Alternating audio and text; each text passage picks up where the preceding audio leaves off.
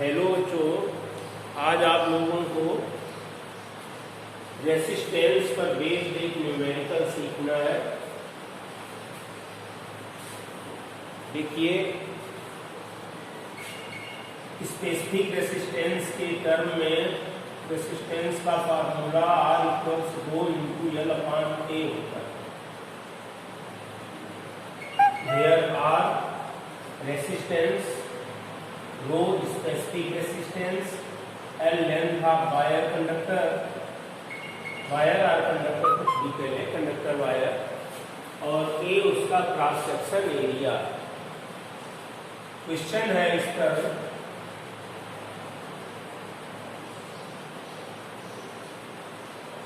the resistance of a wire is 5 ओम। एक तार का प्रतिरोध 5 ओम है। बाद में लिख देंगे हिंदी में। It is stretched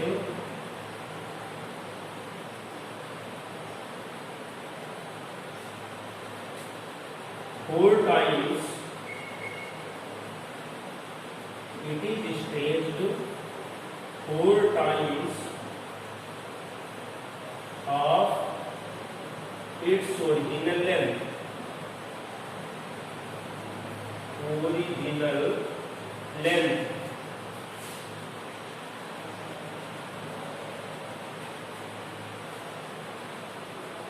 Calculate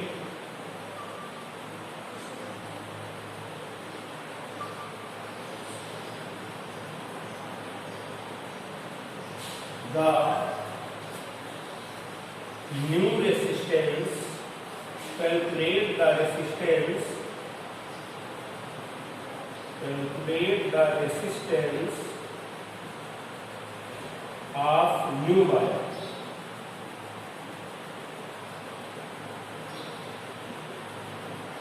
Hindi वाले देख लें। एक तार का प्रतिरोध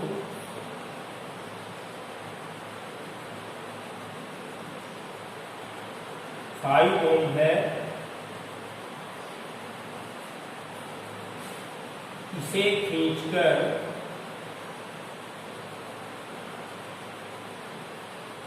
इसकी लंबाई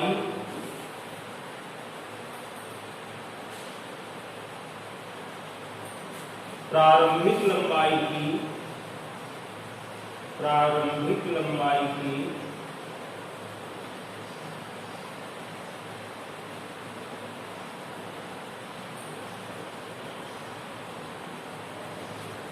4 टाइम्स 4 गुनी कर दी जाती है।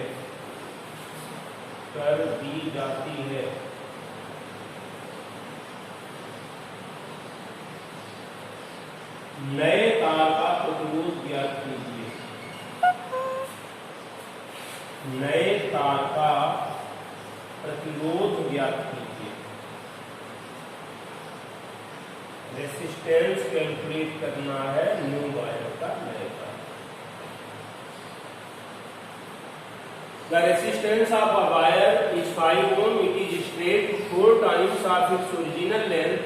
Calculate the resistance of new wire. Translate करके नीचे हिंदी में लिख दिया है, समझिए जरा क्या है। इस क्वेश्चन में R दिया हुआ है 5 ohm. Resistance of a wire is 5। Let initial length L1 equals L। प्रारंभिक लंबाई है original length L1 L। Then L2 equals 4L। Length 4 times हो जाती है, 4 गुनी हो जाती है। और न्यू वायर का रेसिस्टेंस पूछ रहा है R prime equals 1।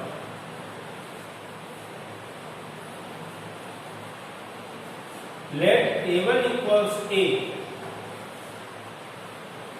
A2 equals भाग। सपोज करिए कि इसका initial cross section area, original cross section area A1 A है, और जब वायर को आप स्ट्रेच करोगे, लेंथ बढ़ेगी उसकी, तो क्रॉस सेक्शन एरिया डिक्रीज होगा, कम हो जाएगा। तो हमने मान लिया A2 हो जाता है, पहले क्रॉस सेक्शन एरिया A1 था, A2 हो जाता है। फार्मूला लगाइएगा, पहले ही बताया ये फार्मूला लगता है। तो फर्स्ट केस में, in first case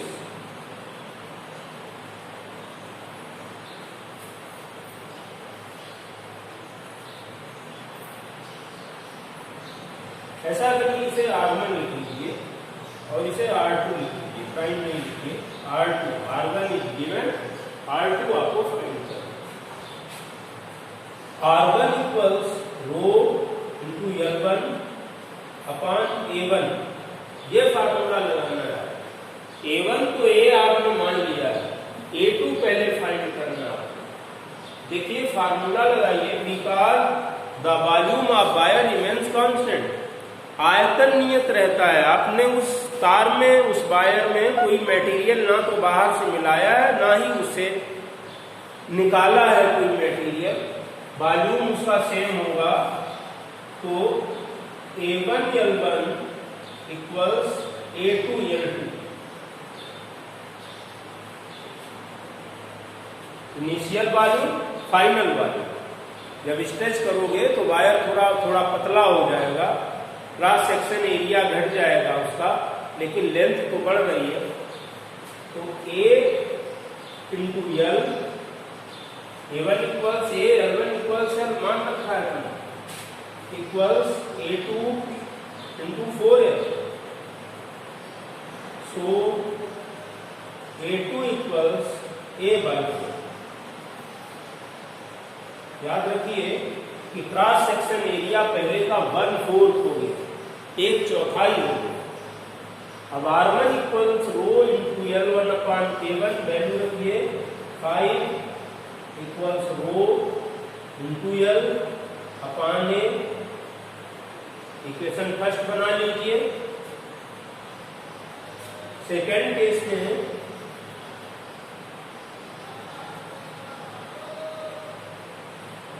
R2 equals rho L2 upon L2, R2 equals row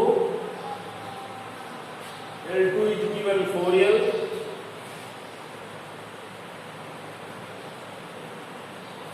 A2 equals A/4,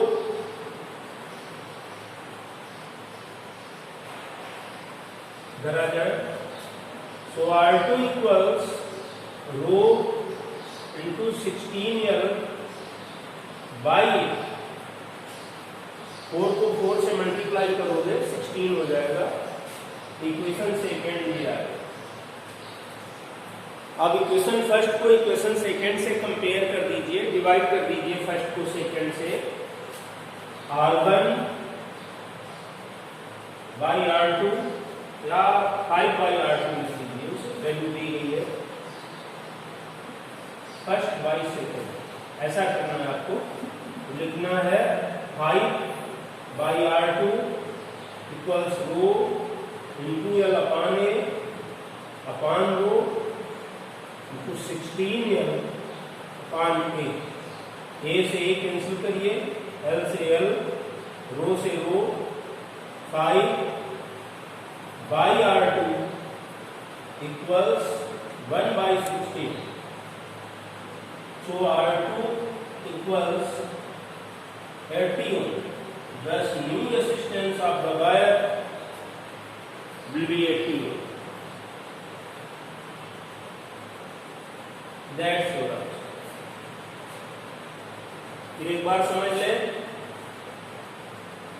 पहले प्रतिरोध दिया गया था, रेजिस्टेंस दिया गया था 5 ओम, लेंथ आपने सपोज की L है, 4 टाइम्स लेंथ हो गई थी 4 गुनी, तो 4L लिख दिया। R2 फाइंड करना,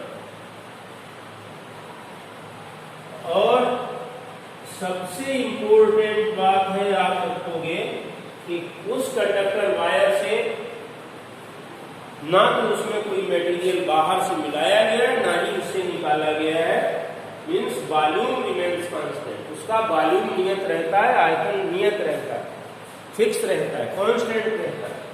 तो A1 L1 equal A2 L2, ये initial volume equal final volume, volume before stretching, volume before after stretching, खींचने के पहले का आयतन बराबर खींचने के बाद का आयतन। A into L equal A2 into 4L, so A2 equal A by 4। अब इसके बाद रेसिस्टेंस का फार्मूला लगाते हैं। R equals rho into L upon A का formula, R1 equal rho into L1 upon A1, R1 की वैल्यू 5 है, रो specific resistance है, L1 A1 L2